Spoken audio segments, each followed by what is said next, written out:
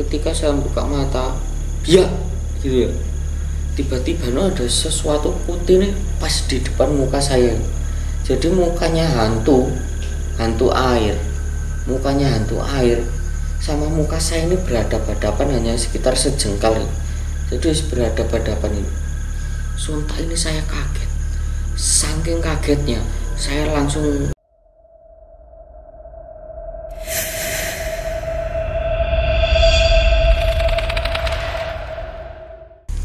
Selamat malam buat teman-teman yang beriman, yang berbudi pekerti dan beriman kepada Tuhan.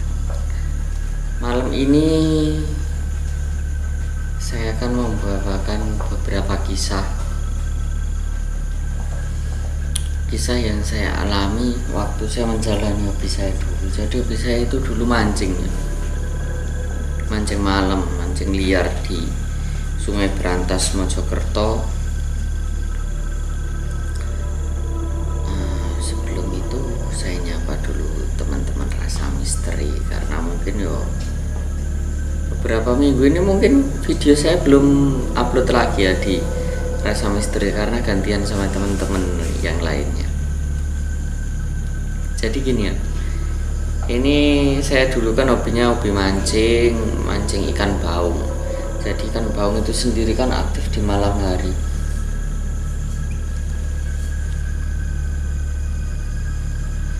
Saya mancing malam, terus awalnya saya janjian sama temen.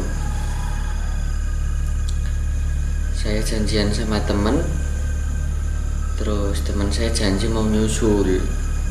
Lah katanya itu saya kan berangkat jam 9.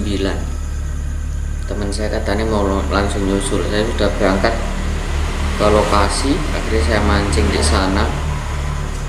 Saya berangkat jam 9. Sampai lokasi itu jam 10. Saya tungguin sampai jam setengah 12 kok belum datang. Akhirnya saya telepon teman saya, kok belum datang, saya sudah di lokasi. Saya nanti dulu, saya lagi beli tahu tek gitu, jadi lagi ngisi perut dia buat tenaga biar strong. Setelah itu saya kan mancing di samping pohon lo itu ya namanya ya buah lo sih, kalau setahu saya di Kalimantan juga sama buah lo. Itu tiba-tiba satu pohon itu ada ranting itu yang menjuntai ke pinggir saya. Di rantingnya itu ada satu daun yang gerak gini. Ini cuma satu daun, pohon lo itu satu batang untuk daunnya itu kan ada beberapa daun gini. Beda sama pohon mangga ya, pohon mangga kan satu, ini ya satu. Kalau pohon lo kan ada cabang banyak. Akhirnya saya tertarik, saya lihat dulu, kok unik pohonnya ini, kok gerak-gerak sendiri gitu. Lama-kelamaan saya ini merinding. Saya telepon teman saya lagi, ayo buruan kesini, apa kok gondolannya banyak. Saya bohongin itu, padahal saya ketakutan. Kok merinding lagi, yo nanti dulu ini mau beli kopi. Akhirnya karena saya merinding, terus pohonnya itu tak lihatin loh, kok unik ini, kok lucu. Akhirnya saya mutusin untuk menjahili.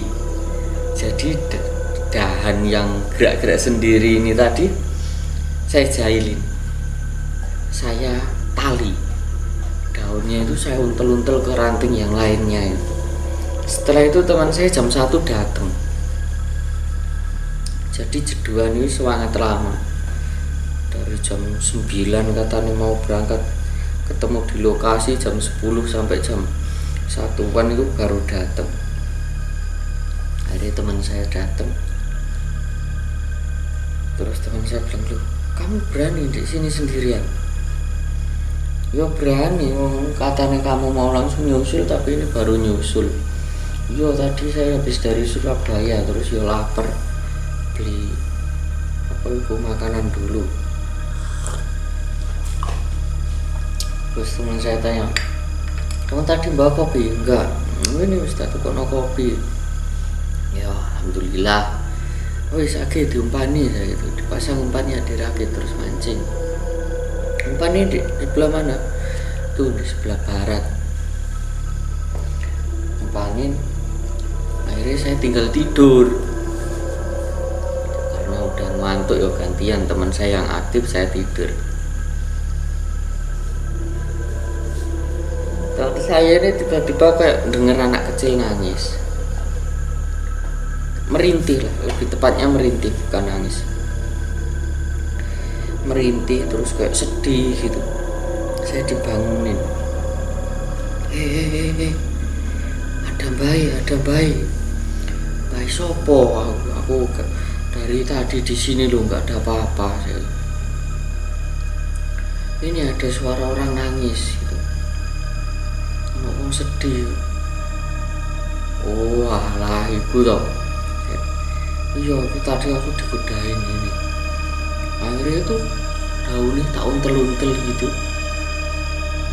Kamu kok gitu, kok nggak sopan? Nggak, kasihan loh, itu lagi wong itu rumah dia kok gitu lah. Masa rumah dia orang aku di sini kok malah godain seperti itu. Akhirnya saya sama teman saya itu dibenerin lagi, di apa itu asal semula. Akhirnya wis gak ada godaan lagi sampai pagi, terus aman, gak ada apa-apa, cuma yang malam itu tadi. Terus saya mancing lagi di bawah Dam Rolak 9 Mojokerto, perbatasan Mojokerto sama Sidoarjo.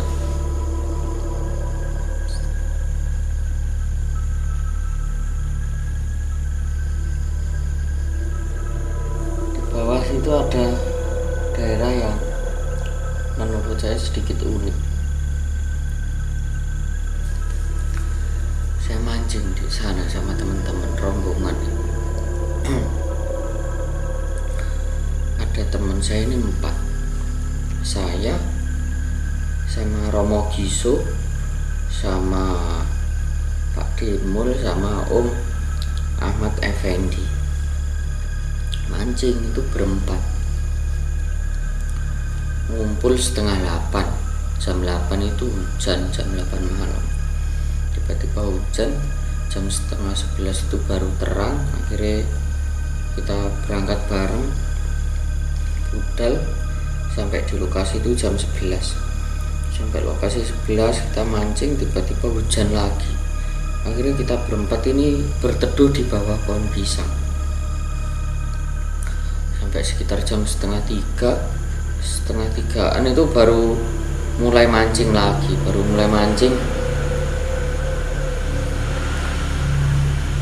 terus waktu mancing itu saya ada di paling ujung barat.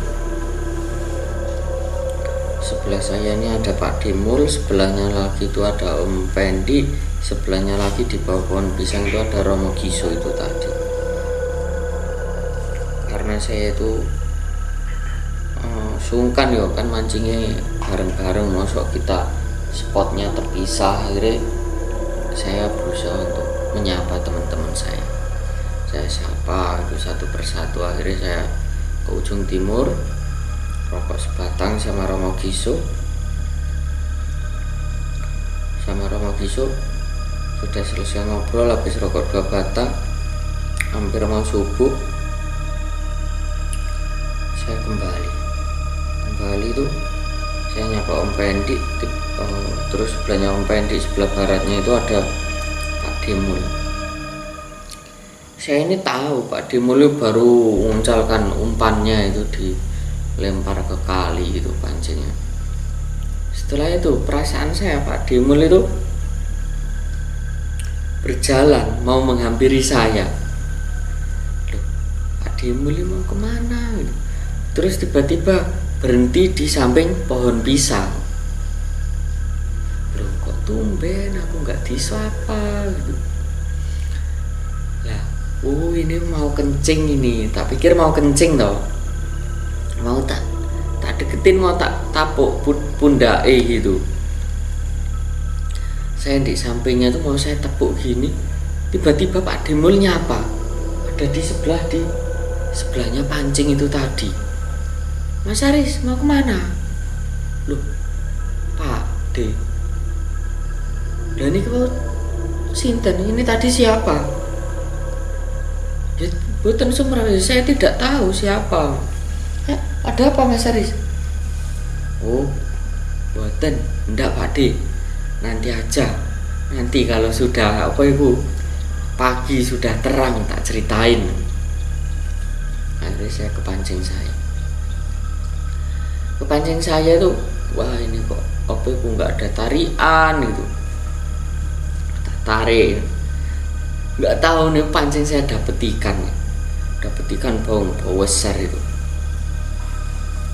dapet ikan bau besar. Saya teriak sama Pak De, saya dapat. Kan kalau malam itu di pinggir sungai itu suaranya sangat keras ya wes. Jadi Romo Giso yang jaraknya jauh itu sampai mendekat semua. Mendekat, akhirnya membantu evakuasi, mengangkat ikan yang apa itu tadi, yang tenggelam di dalam air itu tadi. Saya evakuasi, saya selamatkan, saya naikkan ke daratan. Saya kasihan ikannya kalau kedinginan ya. Akhirnya saya naikkan ke daratan, saya amankan biar nggak masuk, biar nggak tenggelam lagi ke dalam sungai. Saya amankan. Terus setelah itu saya celupkan lagi pancingnya itu, umpannya itu saya celupkan lagi. Nggak lama itu langsung wih di pancing saya kentul. Akhirnya saya angkat lagi, saya dapat lagi. Akhirnya saya dapat 2 itu tadi, besar ikannya. Setelah dapat itu tadi, nggak berapa lama, sekitar 2 jam, sudah sekitar jam setengah 6 kan udah terang. Kalau di Jawa Timur kan jam setengah 6 udah terang guys, beda sama di Jawa Tengah atau di Jakarta. Di sana kan setengah 6 masih gelap, di sini setengah 6 itu sudah terang. Akhirnya saya ceritain, oh yo itu sampai habis disapa sama Mbak ya, akhirnya dapet ikan itu. Jadi mungkin percaya nggak percaya guys, biasanya kalau orang mancing tuh habis ditakutin pasti ngomset banyak, kalaupun nggak banyak pasti ngomset. Jadi kalau itu entah itu memang sudah takdirnya saya dapat ikan, atau memang jalaran dari perantara dari saya tahu ditakutin itu tadi, saya nggak tahu. Pokoknya intinya saya dapat ikan, gitu aja. Sama teman-teman itu disangkut-sangkutin. Terus masih cerita mancing satu lagi, ini beda lokasi. Waktu itu saya janjian sama orang yang sama juga, tapi mancingnya di daerah Kalimas, jalur Rolak 3. Jalur Rolak 3 itu pembuangan ke arah Surabaya untuk PDAM Surabaya di sana, jalur ke Surabaya. Kalau yang Rolak 9 itu kan larinya ke arah Sidoarjo, sampingnya Lapindo. Kalau yang ini ke arah yang Surabaya, ke arah Surabaya. Saya mancing di sana, saya janjian, tapi mohon maaf Pak D, saya bisa nih datang jam 12, saya mau berangkat dari rumah. Akhirnya saya berangkat sampai lokasi itu sekitar jam setengah 2. Saya ngobrol, akhirnya saya memutuskan di spot di paling sebelah utara, sebelah utara.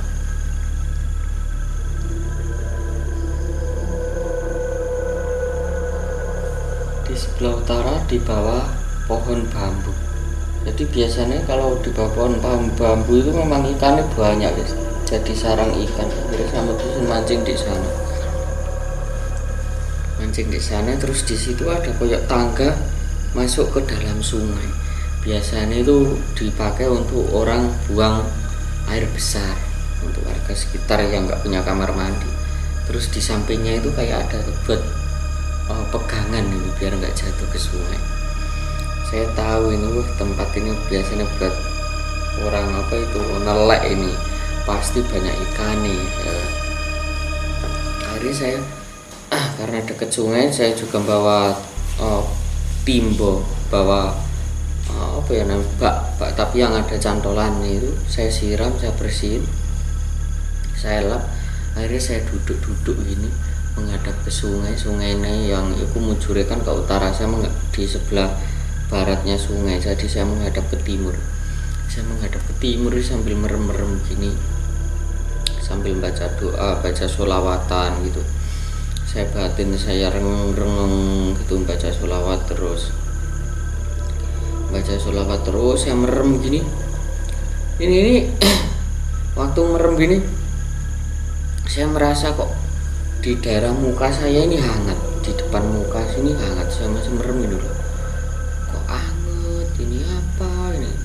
Awalnya itu hangat itu mendekat tuh. Jadi kehangatan itu semakin mendekat ya. Bener ini, semakin mendekat loh, kok hangat itu. Tapi tangan saya kok dingin.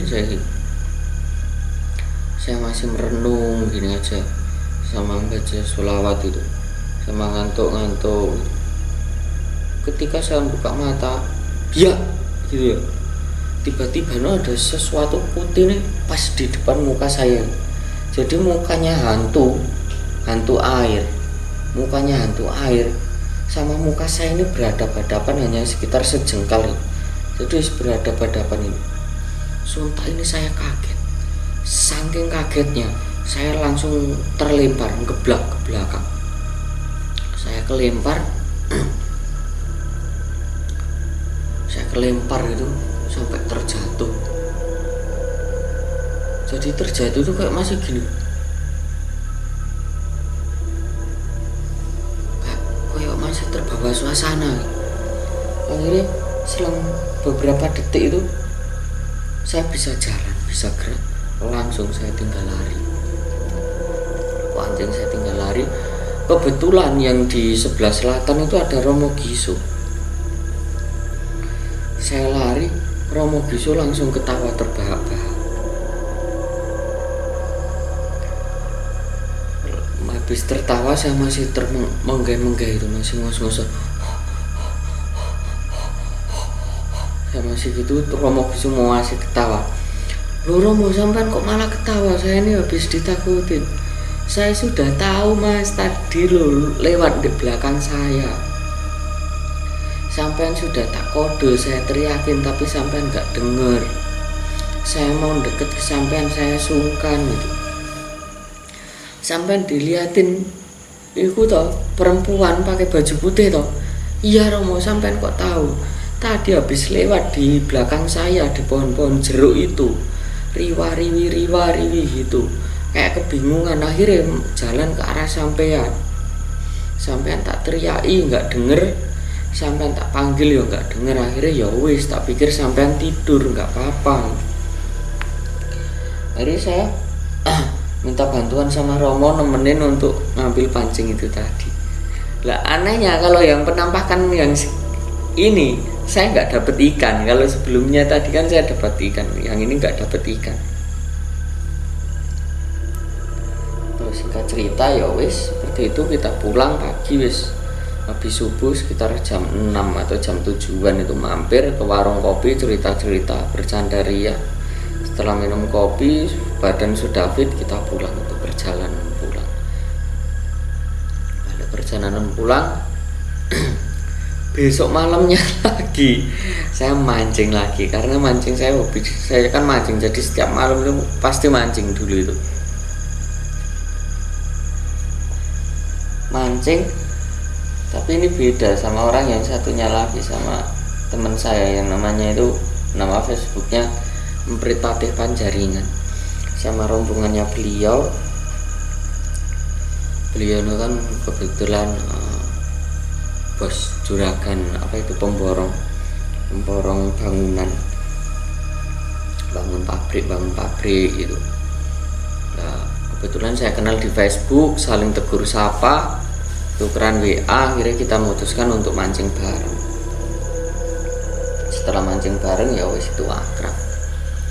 Nah waktu mancing bareng itu karena teman-temannya Krit ini kan belum pernah mancing di spot itu, akhirnya ya wis saya sediakan umpan dan perlengkapan semuanya. Saya ajak ke lokasi yang prospek yang dapat ikan, saya ajak ke sana mancing malam.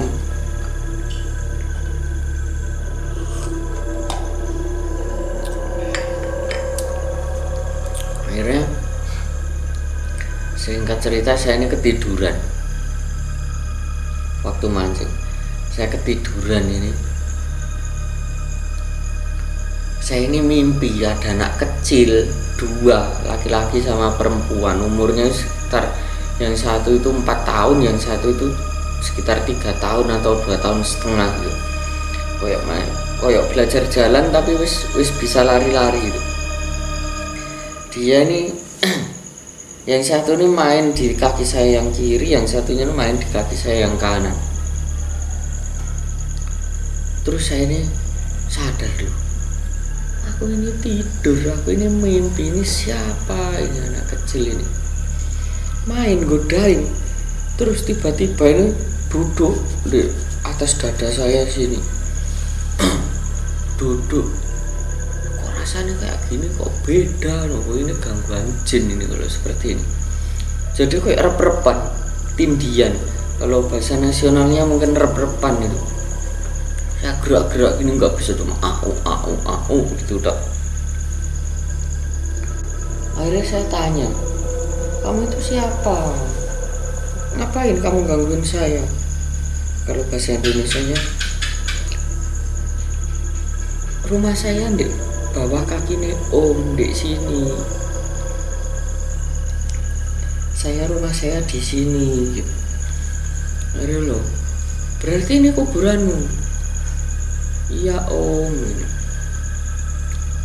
Akhirnya intinya di percakapan itu tuh bayi tersebut itu sebetulnya meninggalnya bukan kondisi sudah besar umur tersebut itu enggak, tapi ternyata itu kayak orang tua yang keguguran. Jadi mungkin pemakamannya enggak layak atau gimana saya enggak tahu, atau dibuang ke sungai saya enggak tahu. Akhirnya minta tolong, mau minta didoain. Wis lek memang kamu mek njaluk donga, saya doain. Tapi jangan ganggu saya sama teman-teman saya. Ya om, terima kasih ya om. Ya wis saya bangun, setelah bangun saya doakan ke bayi dua itu tadi. Setelah saya terbangun, saya ini karena di sungai itu kan mancing itu nggak selalu dapat ya mas. Jadi saya sambil duduk-duduk rokokan gini, sambil merem, dalam hati saya membaca sholawat gitu. Ketika saya buka mata, ya gini buka mata ini, sekilas ini di atas sungai itu kayak ada istana.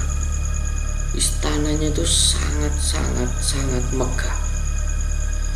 Jadi istananya itu seperti bangunan kerajaan Inggris. Jadi kayak ada mercusuarnya, ada menara-menara kecil gitu, ada bentengnya. Tapi itu cuma sekilas, mungkin satu kedipan mata tok itu. Nah, karena saya kaget, saya lihat dulu, wah ada istana, lampunya banyak. Duh, kok banyak orangnya itu. Tapi ini loh sungai. Oh, masuk temenan. Saya kedip, saya kucek-kucek gini, saya buka, sudah nggak ada. Wis nggak ada apa-apa, wis kayak kali biasa tok itu. Tapi sebelumnya itu saya nggak merinding, nggak opo. Buka mata wis nggak ada lagi sungainya. Apa itu istananya itu nggak ada. Wis seperti biasa itu. Akhirnya saya ngangen-ngangen, apa itu? Malah sebelum kejadian pancing saya ringkesin, saya tinggal pulang. Saya teman-teman saya tadi saya ajak pulang. Besoknya baru saya ceritain pas di warung kopi itu tadi. Akhirnya nggak pernah mancing lagi ke sana.